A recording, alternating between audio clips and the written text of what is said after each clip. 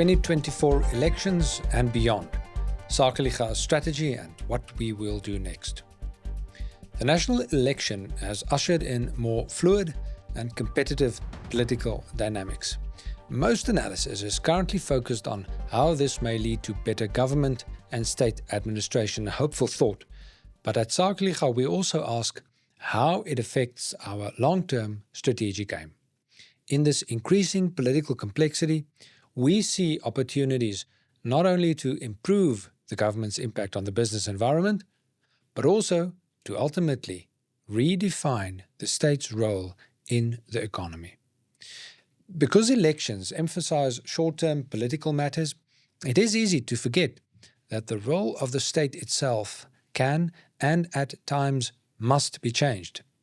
Throughout its history, the state has both expanded and been rolled back, depending on the strength and authority of other organized sections of society, able to think well beyond 5-year election cycles. At Sakeliga, we consider the coming decade of increasing political complexity an opportunity to reform governance, yes, but also to fundamentally renegotiate the state-business relationship. We will undertake government-directed and business-directed outreach, establishing workable communication lines with select ministers and political parties, in the short term participating in the proposed national dialogue, where conducive to our mission, and coordinating with other business and civil society organizations for greater combined impact. We will also intensify our litigation to roll back all reform legislation and regulation on matters such as BEE, infrastructure and security in an environment where united cabinet opposition is now more difficult. And 3, we will continue our projects to set up alternative structures for local chambers of commerce, international trade relations and public security, because their success remains crucial for diminishing the dependence of the economy and communities on the state. The formation of the new government is no reason to relax. On the contrary, business people should intensify efforts to leverage its strong and its weak aspects to bring about faster changes that can have profound economic and social benefits for decades to come. This new political landscape, what are the opportunities for reform? With the ANC having lost its majority, the new government and parliament enter a more fluid and competitive stage. This shift offers scope for greater mutual checks and balances within the executive, between the executive and parliament, and between national, provincial and local governments. Moreover, there are now parties represented in cabinet who want constructive market-orientated reforms. Sakeliga sees this as an opportunity to drive reform efforts where possible, but also to take advantage of the divisions within government where necessary. ANC opposition ministers and deputy ministers are surrounded by ANC loyal ministers, DGs and staff, but if they can learn the ropes, obstruct or refrain from adhering to the most detrimental policies like BEE, streamline public administration, and be a voice for more market-friendly reforms, they would be providing an important restraining function on executive overreach. The current cabinet is one of the world's largest. Nearly 1 in 5 members of the National Assembly are now ministers or deputy ministers. Such a large and politically fragmented body lacks cohesive executive authority. Even regular and productive meetings will be a challenge.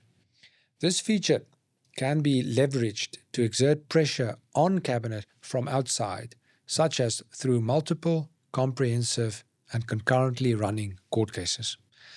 For the foreseeable future, therefore, South Africa has a government that, 1, could potentially govern more effectively in certain areas, 2, includes parties strongly opposed to much harmful ANC policy and ideology, and 3, is less cohesive and more fluid. And within this environment, opportunities abound for business communities acting in the public interest, but contingent on the degree of external pressure they can apply. But that's not all. In this new political landscape, there are also threats from ongoing state failure. So along with the opportunities for reform under the new governing accord, we must also confront several important threats from ongoing state failure. The new government, and certainly the state at large, still overwhelmingly reflects ANC influence in its business-unfriendly policies. The ANC remains heavily dominant across the cabinet, holding the presidency and most key ministries. Out of the 32 ministers and 43 deputy ministers, the ANC holds 75% of positions, the DA 15%, and other parties 10%, and I'm including the president and the deputy president there. So the ANC deputy ministers and the ANC loyal directors general, they're also present in all non-ANC run departments. And meanwhile, 1.2 million entrenched government employees still bear the indelible mark of the ANC's three-decade tenure. Moreover, irrespective of party affiliation, ministers and deputies are fairly tightly limited to operating within existing, often harmful, legislative frameworks. And so non-ANC ministers will undoubtedly seek to test these limits and obstruct clear policy harm, but they will have to tread cautiously or risk being ejected from cabinet. And this brings us to another constraint on pushing for concrete reforms, which is that the one of risking the breakdown of the multi-party government. The ANC, who won only 40% of the vote, is likely to feel incessant and vociferous pressure from inside and outside Parliament not to allow influence from the likes of the DA and the FF+. After all, 2/3 of voters on May the 29th backed some variant of the ANC, and its most vocal factions will keep loudly reminding the government that they did not vote for business-friendly reforms. Then, as for legislation, the problem is that the country's economic crisis stems not from what the ANC still plans to do, but from harmful laws piled up over the course of 30 years. The need to sustain the multi-party arrangement in the executive should serve as a welcome break on the ANC's legislative ambitions, but it also frustrates urgently needed efforts to amend or repeal the existing harmful laws.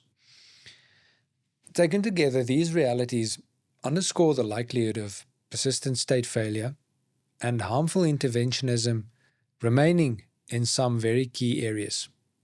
And this necessitates comprehensive public interest litigation, utilizing the judicial branch of the state as best as possible to enable reform, and it necessitates building alternatives to failing state, municipal, security, and diplomatic structures where they're necessary. What this means for Sakeliga's strategy. A glaring problem in South Africa is that the state wants to have a say over every aspect of the economy. There are clearly matters about which the state should ordinarily not be saying anything at all, like who to partner with, employ, or have as customers and suppliers.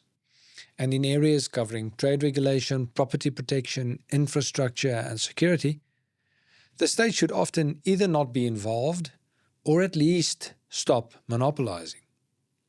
Now, for solving problems like these, about the scope of the state, elections are usually not enough.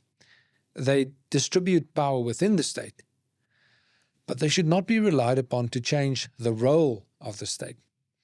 This is why a sound strategy for a good business environment must involve not only trying to make the government better, but also redefining the state's role where necessary, as has often been done in history. We should aspire to ensuring that the state stays out of business where it has no business, and to secure for business people the long-neglected freedom to provide for themselves and the communities they serve without having to ask the permission of state bureaucrats. So, in the coming decade, Sakeliga will 1. Undertake government-directed and business-directed outreach. 2. Intensify our litigation to roll back or reform legislation and regulation. And 3.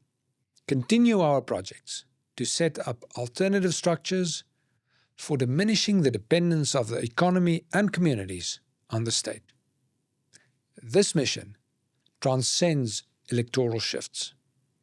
It demands consistent, organized efforts to negotiate the state-business relationship for a thriving economy in the public interest.